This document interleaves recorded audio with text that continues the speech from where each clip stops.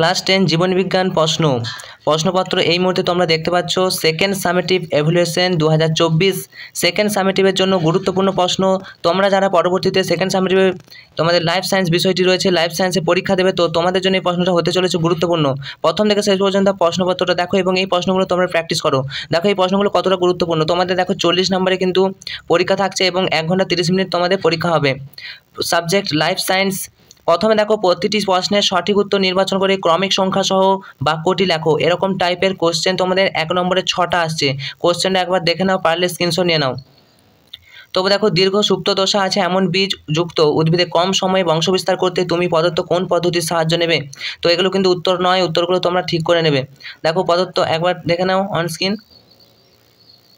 6টা কোশ্চেন দেখতে পাচ্ছ। বিভাগ ক থেকে আসবে 6টা কোশ্চেন, দেখে নাও, পারলে স্ক্রিনশট নিয়ে নাও। চলো বিভাগ খ থেকে দেখো। বিভাগ খ থেকে কি এখানে তোমাদের 1 গুণিত 4 যে কোনো 4টি করতে হবে, 1 গুণিত 4। তো এখানে দেখো বিভাগ খ থেকে ড্যাশ পূরণ দেওয়া হয়েছে কিছু। অনস্ক্রিন তোমরা দেখতে পাচ্ছ 3-এর দাগ দেখো, নিচের বিবৃতিগুলি সত্য অথবা মিথ্যা নিরূপণ করো। এখানে কিন্তু যে কোনো 4টি 1 গুণিত 4 অর্থাৎ 4 4 4 8 আর এখানে তোমাদের 6। তো অবশ্যই তোমরা প্র্যাকটিস করবে।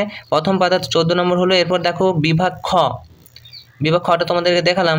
এরপরে যেটা রয়েছে 3-এর দাগে 2 নম্বর প্রশ্ন দেখো, সত্য মিথ্যা। একটি ফিনোটাইপ দুটি জীবের জিনোটাইপ পৃথক হতে পারে। তো অনস্ক্রিন দেখতে পাচ্ছ, তোমরা স্ক্রিনশট নিয়ে নিতে পারো। তারপর দেখো 4-এর দাগ, একটি শব্দে বা বাক্যে উত্তর দাও যে কোনো 4টি। এখানেও কিন্তু 1 গুণিত 4। প্রথম প্রশ্ন দেখো মানব দেহের অ্যালোজমগুলি কী কী? নিচে সম্পর্কযুক্ত একটি জোড় শব্দ জোড় দেওয়া আছে, এরকম টাইপের কোশ্চেন। যে নতুন অঙ্গ সৃষ্টি যদি বিভেদন হয় তাহলে কোষের আয়তন বৃদ্ধিকে কী বলা হবে? এটা সবুজ বর্ণান্ধতার অপর নাম কি? এটা তোমরা দেখবে প্রোটোনোপিয়া নাকি নীল বর্ণান্ধতা, সবুজ বর্ণান্ধতা, লাল বর্ণান্ধতা, ওই 3টে কিন্তু ভালো করে দেখা যাবে। নেক্সট দেখো মুখ গহ্বরে অবস্থিত একটি নিষ্ক্রিয় অঙ্গের নাম। মুখ গহ্বরে অবস্থিত নিষ্ক্রিয় অঙ্গ, মানুষের নিষ্ক্রিয় অঙ্গ যেমন অ্যাপেন্ডিক্স, তবে মুখ গহ্বরে অবস্থিত একটি নিষ্ক্রিয় অঙ্গ, এটা তোমরা দেখে নেবে। চলো নেক্সট দেখো ইউক্যারিওটিক কোষের ক্রোমোজোমের ডিএনএর সঙ্গে অন্য কোন উপাদান যুক্ত থাকে? এরপর দেখো 5-এর দাগের 1 গুণিত 4 কস্তম্ভ সঙ্গে খস্তম্ভ মেলাও।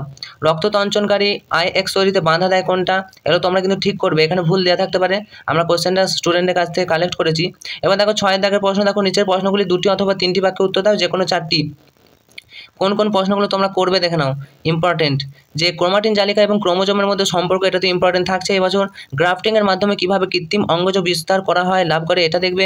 সমস্ত টেস্ট ক্রসই ব্যাক ক্রস, কিন্তু সমস্ত ব্যাক ক্রস টেস্ট ক্রস নয় কেন? বাঁদুরের ডানা এবং পাখি ডানার মধ্যে বিবর্তনগত সম্পর্ক বুঝিয়ে দাও। এবং আক্রান্ত মায়ের পুত্র সন্তান থ্যালাসেমিয়ার তুলনায় হিমোফিলিয়ায় আক্রান্ত বেশি হতে পারে, এটা কি সত্যি? বা যদি হয় তাহলে ব্যাখ্যা করো। বা ইমাস্কুলেশন প্রয়োজন হয় কেন? তারপরে প্রশ্ন দেখো, একটি ক্রোশচক্রের ইন্টারফেসে বিভিন্ন দশায় কী কী ধরনের রাসায়নিক উপাদান সংশ্লেষিত হয়? একটি ক্রোশচক্রের বিভিন্ন বিন্দুতে চেক পয়েন্টের কাজ কি বিঘ্নিত হলে কি হতে পারে? আর অযৌন জননের বিভিন্ন পদ্ধতিগুলি উদাহরণসহ লেখো। এটা কিন্তু অত্যন্ত গুরুত্বপূর্ণ, এটা ভালো করে করবে। 5 নম্বরের প্রশ্ন। তারপরে প্রশ্নটা অত্যন্ত গুরুত্বপূর্ণ, বংশগতি চ্যাপ্টার থেকে। থ্যালাসেমিয়া রোগের কারণ কি? তোমাদের 3টে রোগ আছে, থ্যালাসেমিয়া, বর্ণান্ধতা আর একটা হিমোফিলিয়া। তো এই 3টে রোগ কিন্তু ভালো করে দেখা যাবে। থ্যালাসেমিয়া রোগাক্রান্ত সন্তান কিভাবে দুজন আপাত স্বাভাবিক পিতামাতা থেকে জন্মলাভ করে? চেকার বোর্ড ও ক্রসের সাহায্যে দেখাও। এটা কিন্তু অত্যন্ত গুরুত্বপূর্ণ, ভাই বোনদের জিনোটাইপ লেখো। তো এটা থ্যালাসেমিয়া রোগটা ভালো করে দেখবে। পাশাপাশি এর পরের প্রশ্নটা অত্যন্ত গুরুত্বপূর্ণ, যে আধুনিক ঘোড়ার ঠিক আগের 3টি পূর্বপুরুষের নাম এবং তাদের বৈশিষ্ট্যগুলো লিখতে বলা হয়েছে।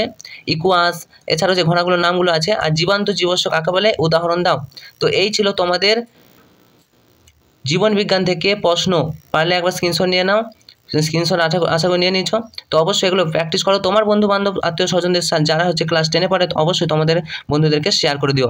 আর ভিডিও ভালো লাগলে অবশ্যই লাইক করো। চ্যানেলে নতুন হলে চ্যানেলটা সাবস্ক্রাইব করে রাখতে পারো। এবং পরবর্তীতে তোমাদের কি পরীক্ষা রয়েছে বা কতগুলো পরীক্ষা বাকি আছে অবশ্যই কমেন্ট করে জানাতে ভুলো না। Enjoy exam, all the best.